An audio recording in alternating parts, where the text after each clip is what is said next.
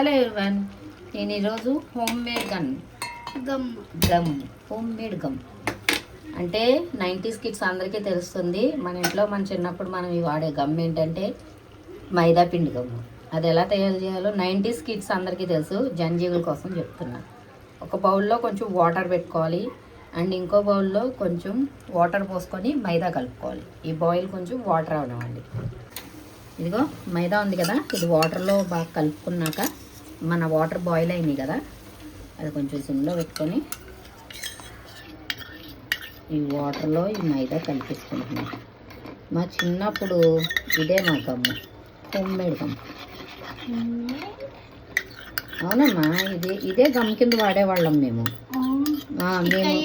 బాగా నీకు చూపిస్తాను కదా, నీకు అందుకోసమే వేస్ట్ నుంచి బెస్ట్ చేయాలన్నారని ఇది కూడా చేస్తున్నాను నేను.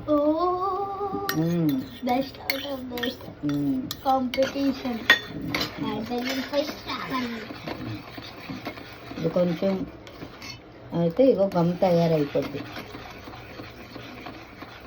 మన గమ్ రెడీ అయిపోయింది.